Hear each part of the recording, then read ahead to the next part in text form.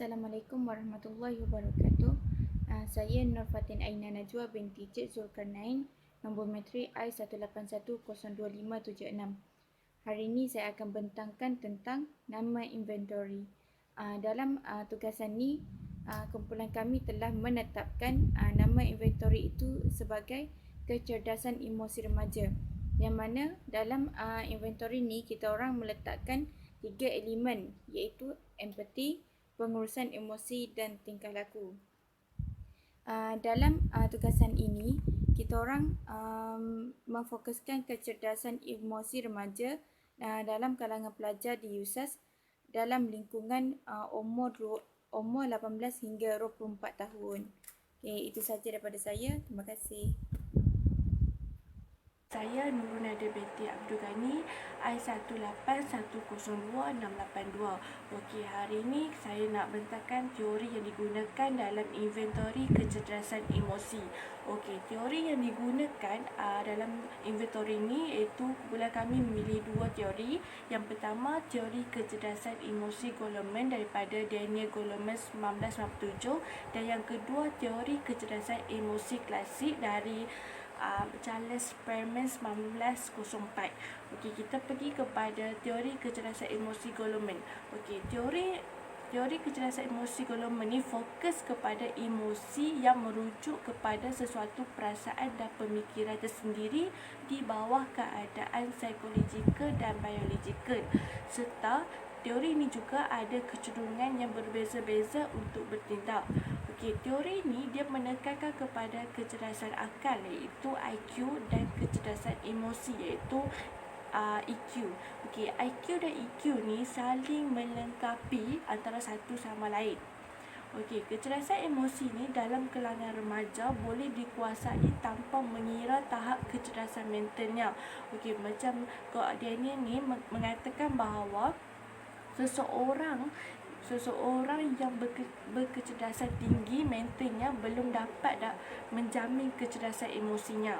Okey, dalam teori ini juga ada pecahan, iaitu dua, dari segi potensi personal dan potensi sosial. Okey, Goleman ni telah membahagikan keupayaan manusia ni dalam menguruskan emosi dalam dua bentuk yang saya cakap lagi lah, kompetensi personal dan kompetensi sosial. Okey, kompetensi personal ni pula terbahagi pada tiga.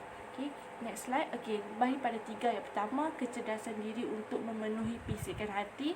Yang kedua, mengetahui keadaan dalaman. Dan yang ketiga, keutamaan dan keupayaan. Okey. Selain itu,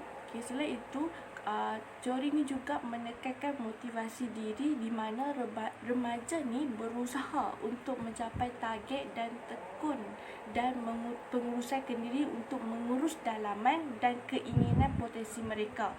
Okey. Kemudian teori ini juga menekankan bahawa keupayaan manusia ni yang kedua itu kompetensi sosial di dalam kesedaran remaja terhadap perasaan, kehendak dan keutamaan.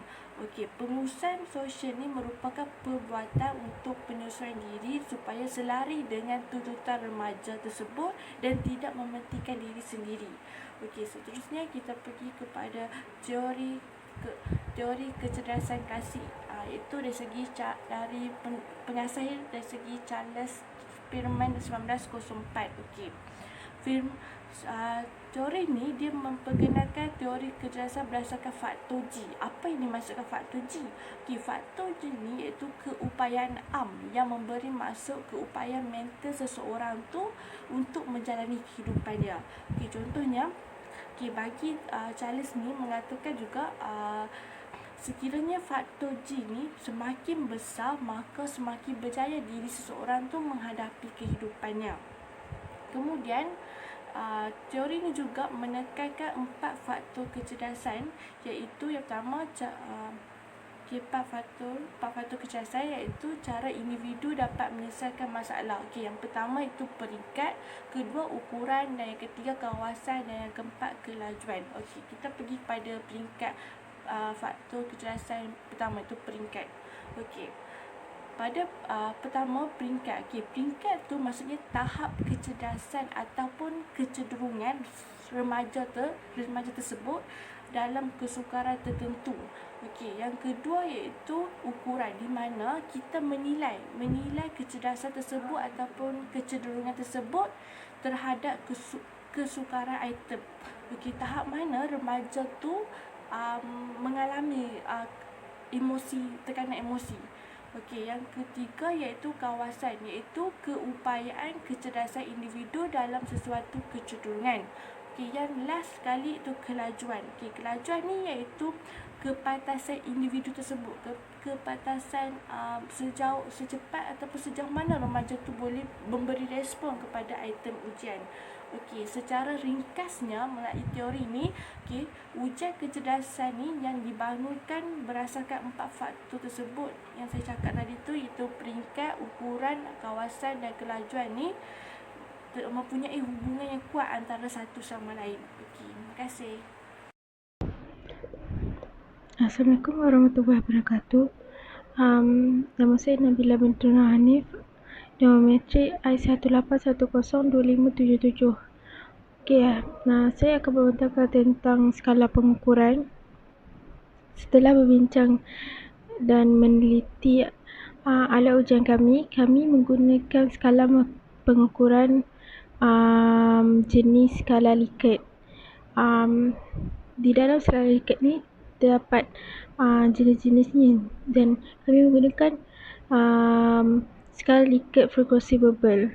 Skala Likert frekuensi verbal ni ialah skala ini berbentuk pilihan frekuensi di mana ada kekerapan dan dari selalu sehingga tidak pernah. Seterusnya, responden perlu memilih sekira dirasainya sesuai. Terdapat 5 skala Likert, iaitu yang pertama selalu, yang kedua sering, yang ketiga kadang-kadang, yang keempat jarang, dan yang kelima tidak pernah. Okey, contoh soalan dalam alat ujian, ni antara contoh soalan alat ujian kami lah. Saya suka bersiul atau menyanyi apabila bosan. Responden boleh memilih selalu, sering, kadang-kadang, jarang atau tidak pernah. Okey, sekian, terima kasih. Bismillahirrahmanirrahim. Assalamualaikum warahmatullahi wabarakatuh. Baiklah, untuk nama saya Bibi Izzati binti Sarjan Khan, nombor metrik I18102744. Baiklah, untuk seterusnya saya akan bentangkan berkaitan bilangan item. Okey, hasil daripada perbincangan ataupun brainstorming yang telah kami lakukan, kami telah membahagikan inventory tersebut kepada 3 bahagian.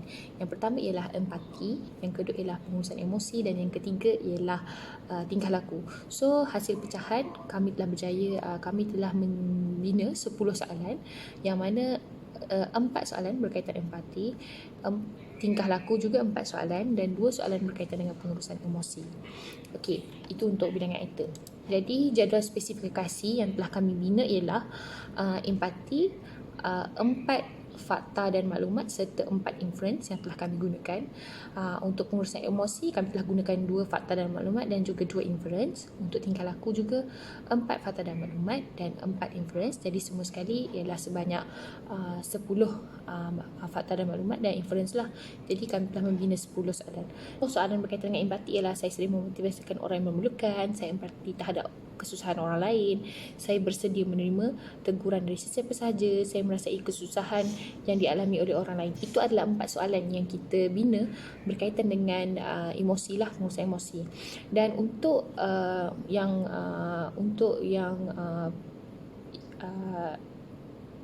pengurusan ataupun tingkah laku, saya suka bersendiri apabila di sekolah, saya menggunakan kata-kata kesal apabila marah, saya suka bersiul, dan saya akan menggigitku apabila saya bersendirian. Itu adalah soalan berkaitan dengan tingkah laku. Manakala untuk pengurusan emosi ialah 2 soalan. Yang pertama ialah saya akan memastikan keadaan saya stabil sebelum ke sekolah, dan saya akan memastikan persekitaran saya sentiasa aman. So, itu adalah antara soalan yang telah kami bina berdasarkan daripada perbincangan yang telah kami lakukan. Jadi, saya rasa itu sahaja daripada kumpulan kami untuk bilangan item. Sekian, terima kasih.